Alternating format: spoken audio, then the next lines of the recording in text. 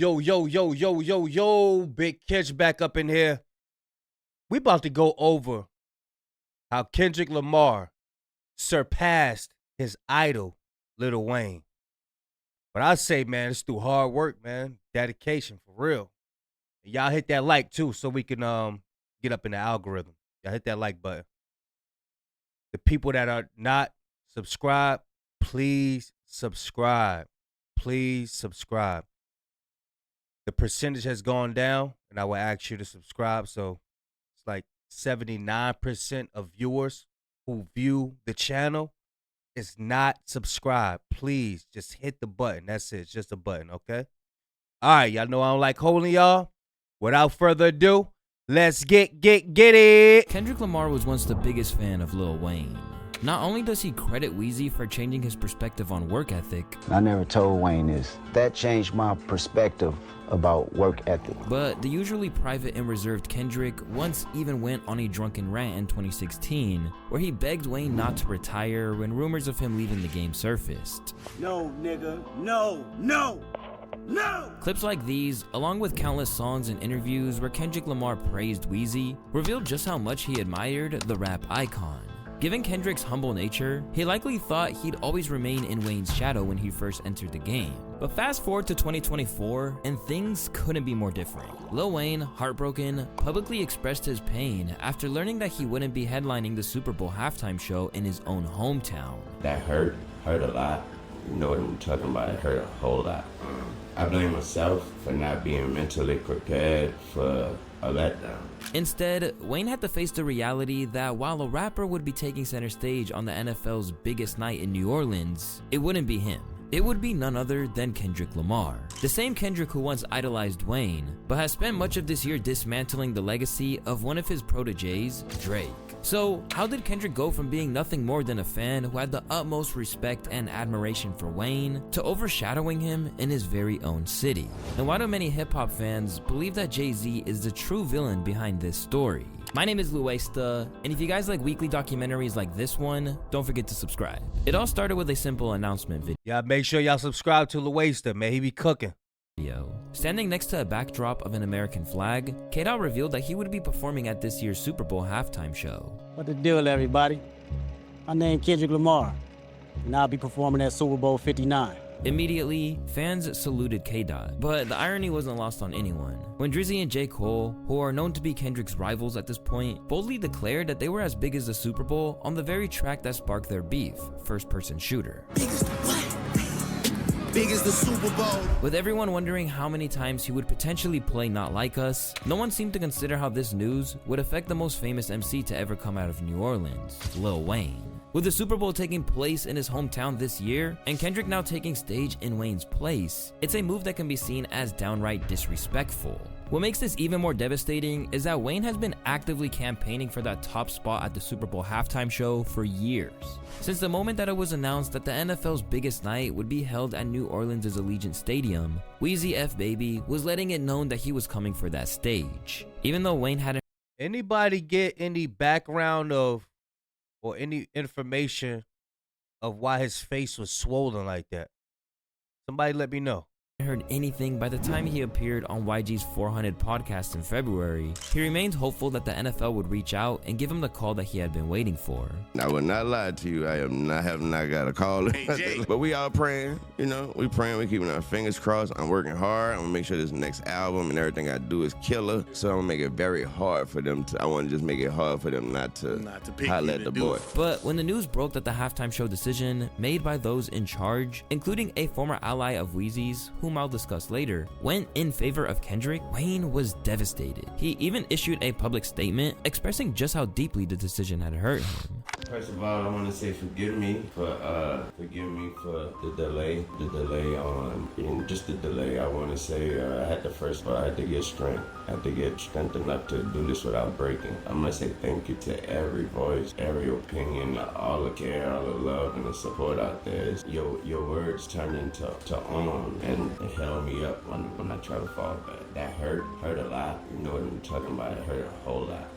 I blame myself for not being mentally prepared for a letdown. but just automatically mentally putting myself in that position like somebody told me that was my position. I blame Exactly. I'm happy he did say that because he never was in the running for it. myself for that, but you know, I thought there was nothing better than that spot and that stage and that platform in my city. So it hurt a whole lot.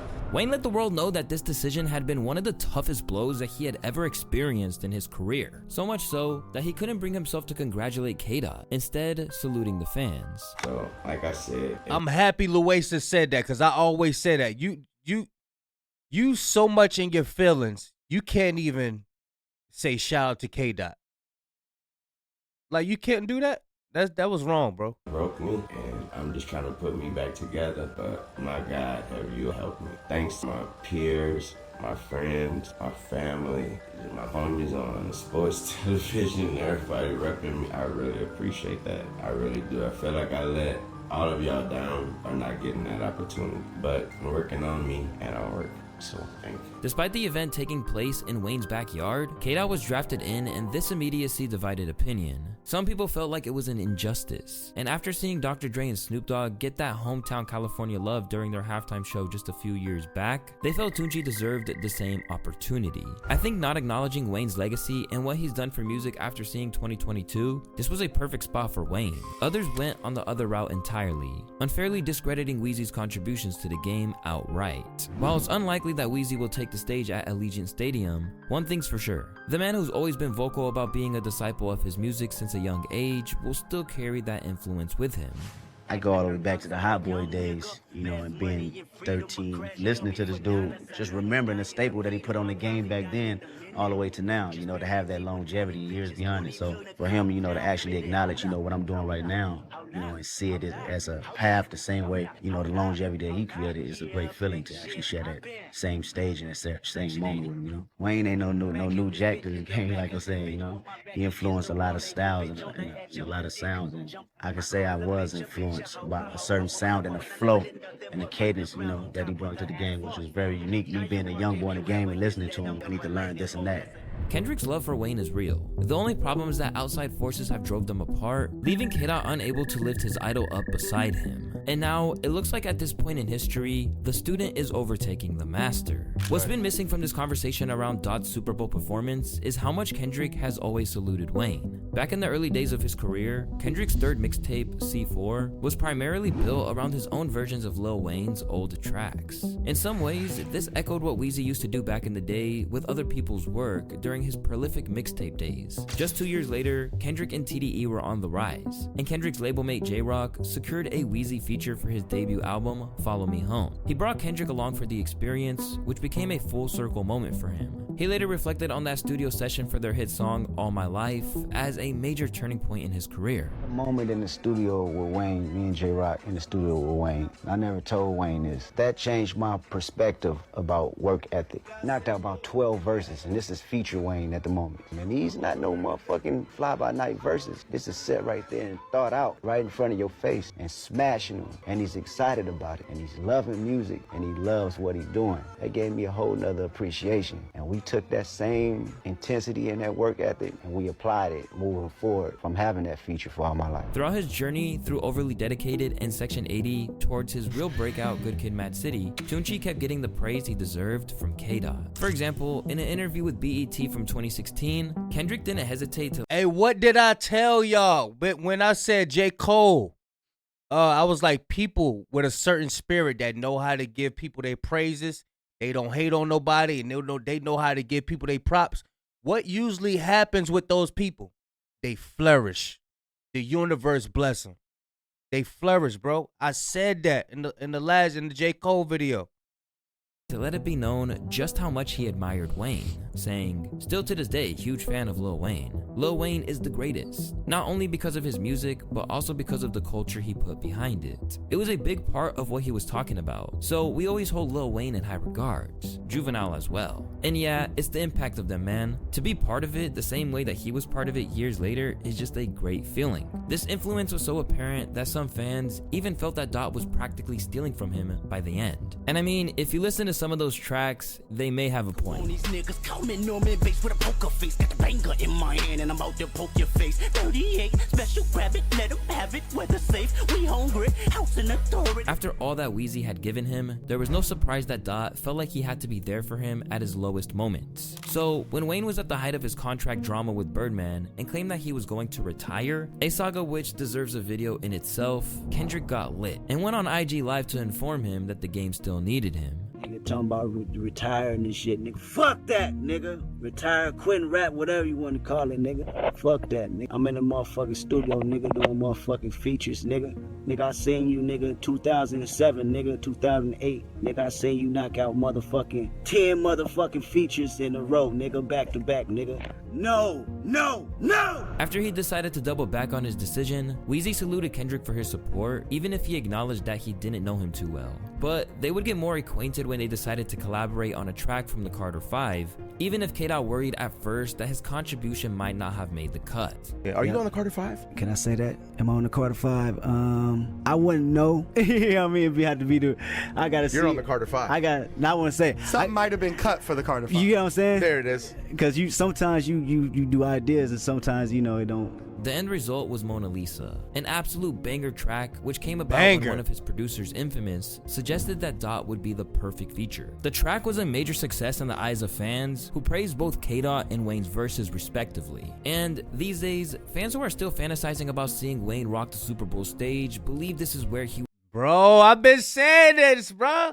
I want to hear Mona Lisa, man. Telling you, bro. Would come out to a deafening roar from the New Orleans fans. But while the fans love that song, Weezy has had a slightly different relationship with it, which may actually play into one of the reasons that he was maybe overlooked by the biggest night in sports. During a recent tour stop, Weezy explained that he doesn't perform the song with Kendrick Lamar, but not on account of the feud with him and Drake. In fact, it's because he just couldn't remember those iconic bars that he delivered on the storytelling style track. Listen, this is the second time I've seen this, and within my last 3 shows, somebody had a sign that said Mona Lisa. So if you're real Lil Wayne fans, then you know I don't know the lyrics to my shit. You know how hard that fucking song is, girl. It's working. You know what I mean? I don't like to rap the words, so, but I'm gonna learn that shit. I'm gonna learn it.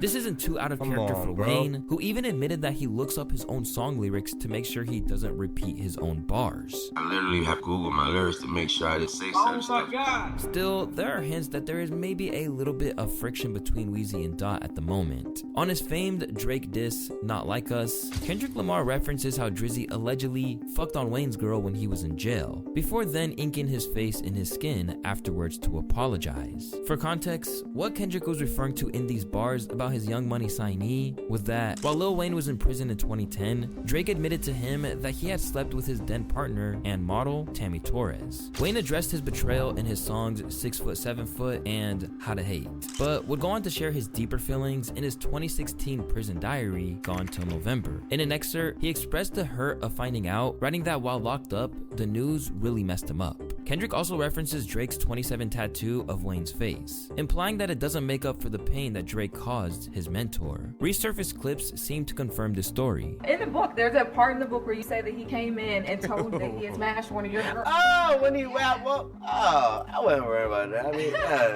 I was just, that's just how life goes when you locked up. Yeah, I know. But she's done, you moved on, life is good. Life is good. Will you rap about that? You know, end up on a song maybe too, No, she still be texting me and stuff, And stop texting me too, because it still hurt. But Wayne himself stayed silent about the war between them. However, during a recent show, Wayne decided to rock his OVO owl pendant while referencing Not Like Us.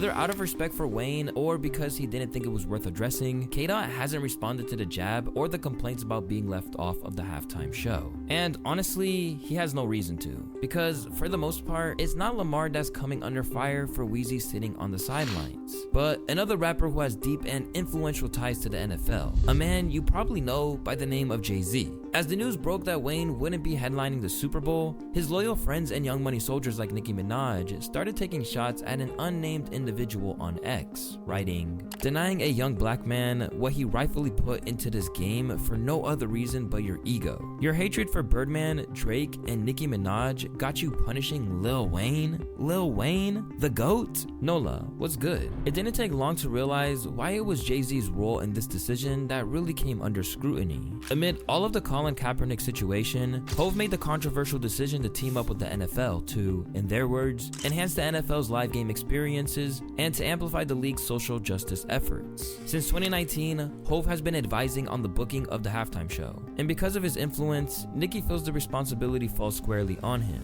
But she's not the only one citing Jay having issues with the Cash Money camp as the reason Wayne was admitted from the show. There's no reason why Lil Wayne should not be performing in the Super Bowl. There's one person who's stopping this. I know, it's not really a secret.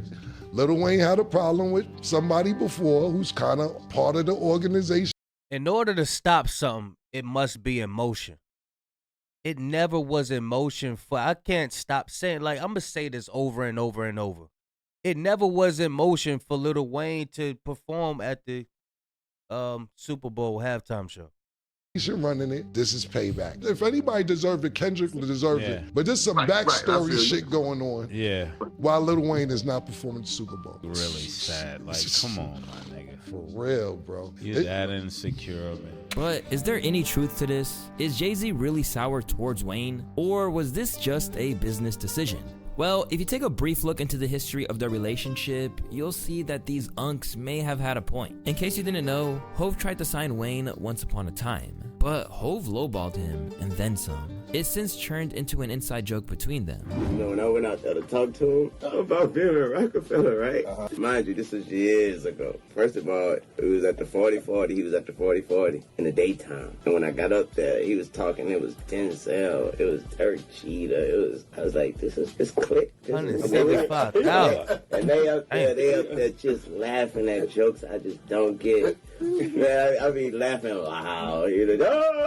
So he literally sat me down next to him. Like, this is where all that's going on at. Right. He sat me right here. Like, so you ain't a part of this. Yeah. They would talk to me after on the side, like after every joke. You're like, and that man offered me $175.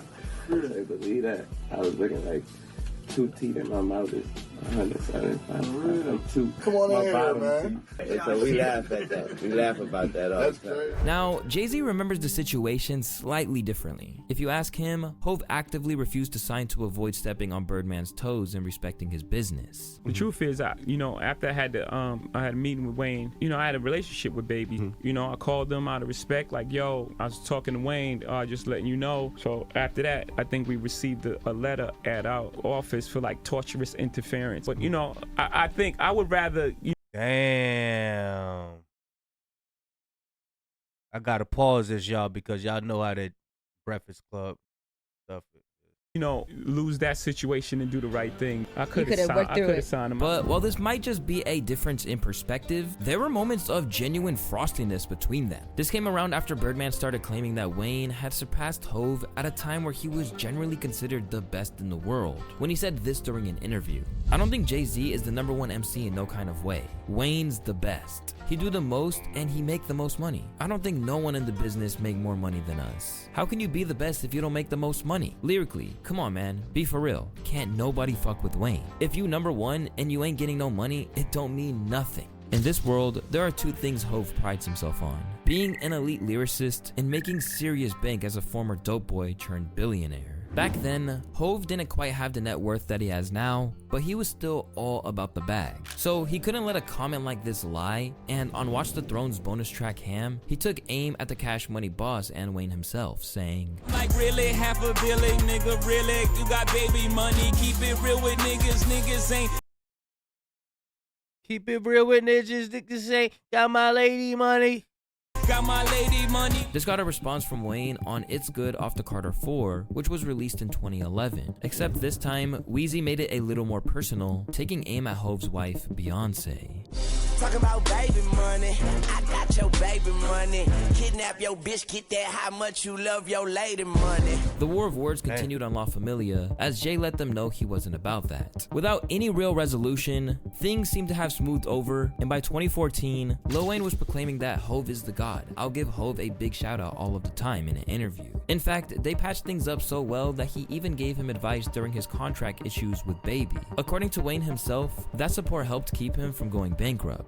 People like Jay-Z, you know what I mean? He helped me when I was really down. There's people like Swiss Beats that's gonna send me every beat he make and want me to rap on every single one until I got my situation straight.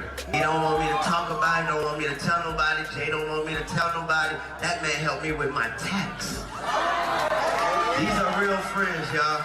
Shout out to my nigga Jay. Now, if that's hate, that's a weird way to show it. So people like Charlemagne the God felt that it boiled down to business.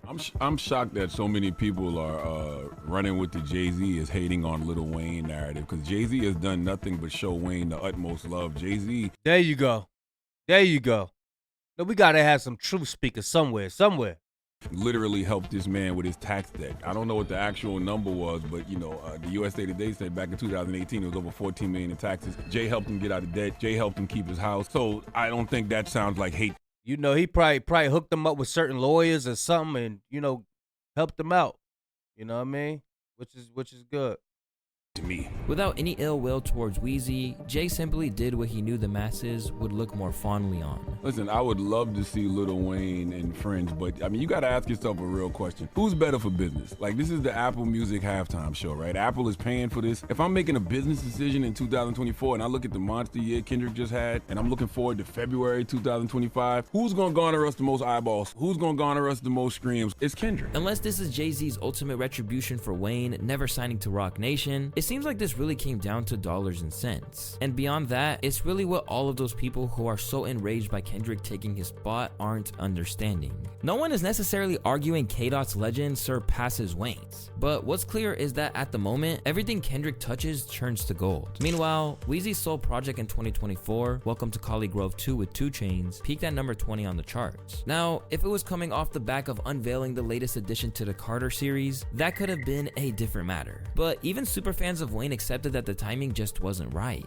Because I saw all these TikToks and all these videos that people were making talking about how much better Wayne is and how many better songs he's got. And while I agree, if I had to pick between who I would rather listen to, you know, whose music I could go without throughout my life, if we talking about between Wayne and Kendrick, I'm obviously gonna pick. I'm gonna pick Wayne. I don't even need Wayne. I don't even need somebody to justify the decision for me based off the fact that Wayne isn't as good of a performer live. I don't even need that to be the justification. Why anybody thinks that the NFL or the Super Bowl isn't business first and they're not gonna go with the option that is going to easily attract the most eyes is insane to me. Why people think that because this is done in someone's hometown that automatically qualifies them for the position of doing the halftime show is crazy to me. I read over the last 30 years they've rarely ever picked anybody from the hometown that they were in. Why do you think that Wayne has to be the exception is insane to me. Another thing is Kendrick is a much better performer than Lil Wayne. That's facts. It's just the facts. I think what was wild is that people who don't own the NFL or make no decisions or nothing feel entitled. Like, why you feel entitled? Love Wayne. I'd put a mural of Wayne in front of my house. There's no competition with the live shows and with the live performances. With Wayne having a vast difference in schedule even compared to last year's performer Usher, it's clear that while K-Dot is reaching the peak of his cultural relevance post-beef, Lil Wayne is now reaching that stage where he's winding down. And as for Kendrick's own relationship with Jay-Z, it's clearly never been stronger. To set the stage, it's worth noting that much like Lil Wayne, ironically, Kendrick was also a huge fan of Jay-Z growing up. On top of his infamous tweet where he said that Reasonable Doubt was better than Illmatic, quoting tons of Jay-Z lyrics in his songs as well as stating that he wanted to rap like him, Kendrick even tweeted a bunch about Jay-Z and even went as far as to say that Jay-Z is the criteria for what makes a great rapper. I was always looking at Jay Of course. J and M always been the criteria for me. I tell them this all the time. Is that right? Yeah, yep. Because, you know, they passion for it. It's always been there. And you still see the hunger in their eyes, you know what I'm saying? So I still had that same passion as well, you know. Bonded ever since he hopped on the remix of Bitch Don't Kill My Vibe, Kendrick played an intimate show at Dumbo House for him. Midway through, K-Dot even shouted the charitable treatment Hov had given him during his career, including references to his work from Lamar inside his own music side without a fee. I said I do this for my coach, yo. Oh, good looking out for clearing that motherfucking line. You ain't never charged me for no motherfucking line, dog. On the track Hood Politics, Kendrick mentioned Jay-Z in the words of encouragement he was given amidst the drama that came from his infamous verse on Big Sean's Control that took the game by storm. So while there's not much known about these two legends' relationship or their day-to-day lives in general, we do know that this relationship strengthened over the years. Kendrick Lamar is truly a once-in-a-generation artist and performer. Jay-Z said in a statement about Shit. Y'all think Kendrick Lamar doing the Super Bowl halftime show for free? As like to put itself out there more? Like, I know it's plenty of people who probably do it for free. the Super Bowl. His deep love for hip-hop and culture informs his artistic vision. He has an unparalleled ability to define and influence culture globally. Kendrick's work transcends music, and his impact will be felt for years to come. So, while there could be some people who argue that favoritism is what led Kendrick to take the spot, you would need to pretty much ignore the fact that he was the most talked about artist of the year. Meanwhile, for Wayne, it seemed like the cause of his misery was unrealistic expectations, as well as a refusal to acknowledge what he's— I like the way he put that. Unrealistic expectations. Because ain't nobody put you on the dotted line like, yeah, we might have Lil Wayne to do it. No, ain't nobody say that. You know what I'm saying? Done that has allowed Kendrick to take pole position over him. For starters, there's his infamous unreliability. Across the past 2 years, Lil Wayne has canceled numerous shows on a whim. Not to mention the reports of some of those who have worked with him on major stages, such as the Grammys art director, who suggested that he doesn't have the flexibility and willingness to play ball that's required when dealing with these major platforms. I've worked with Lil Wayne before the Grammy performance, and personally feel that would be the biggest mistake ever, putting him as the headliner for the biggest performance of the year, the Super Bowl. He showed up to 0 rehearsals. We didn't even think he would make the performance. Then last minute he was in the building and ran on stage for the performance and ran back off into oblivion, LOL. Never even got to meet him after a week of rehearsals for a show. In Joe Budden's eyes, this lack of professionalism is a major contributing factor to his omission from the show. So people are— I like that hat. Damn, I like that hat right there. Oh man, I like that hat. I gotta find that. Maybe years in advance for this. You think that people that run these things have not seen Lil Wayne perform and forget the words to his songs recently? Y'all think nobody has seen that? Y'all think nobody in charge has looked at things that have nothing to do with music and made a business decision as it pertains to Wayne now performing? Y'all know how big politics is in this shit, man. It's a lot of politics. We're not talking about music. Of course, Wayne has the catalog and the fanfare to perform in New Orleans, but the Super Bowl ain't never gave a fuck about somebody being from their hometown. That Dr. Dre LA shit was a once in a blue. And that's long before you even dove into Wayne's well-publicized drug issues. But above all else, the simple fact is that while we all revere Wayne as a legend, he just isn't what he once was. Back in 2006, he would have been a perfect fit for an event of this caliber. But ultimately, those days are long gone, particularly in the eyes of those who aren't invested in hip-hop culture. You're a dumbass if you think Wayne, 10 years off his prime, was even under consideration.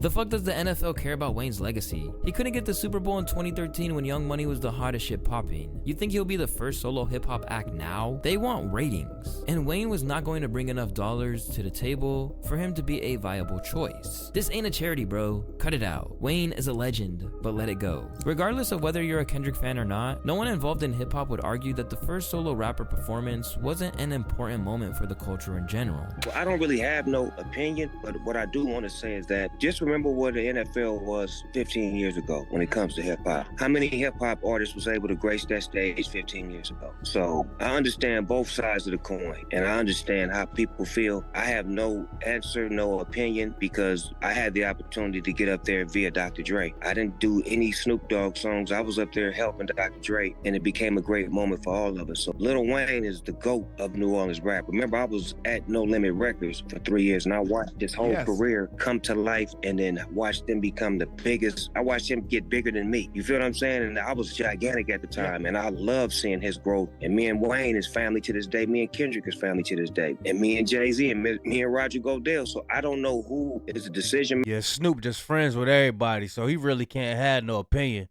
But yeah, it's just like everybody arguing over that, man. It's just like a bunch of ninjas. Like, us, gotta stop that, man. Because we don't own the NFL, man. You know what I'm saying? If opportunity presents itself to one person, everybody need to go support that one person. We don't need to sit up there and be like, no, I think it should be him. I think it's not ours. It ain't ours. We don't own the NFL. One of our so-called elites got a position to make a decision in it. That lets you know that we don't own nothing. Maker, all I know is that I'll be home watching the Super Bowl, and when the halftime show come on, I'll be watching that as well. The man who once looked up to Wayne is now at the forefront of the culture, I'ma be at the and for Super that, Bowl. Weezy can be proud. After all, Kendrick is not just a rapper of the highest level, but also a formidable presence in the game who no one wants to mess with. And if you want to find out exactly why rappers are scared of Kendrick Lamar, you can click the y'all don't want to mess. They don't want to mess with K-Dot. Y'all let me know what y'all feel about the video, man. We already know. We already on one accord that K-Dot need to be performing at the joint. You know what I'm saying? But yeah, y'all let me know what y'all feel of the video. I will leave a link in the description. Shout out to Lil Waster, man. He be dropping that fire, man. Yeah. Big Kish signing out. Gone.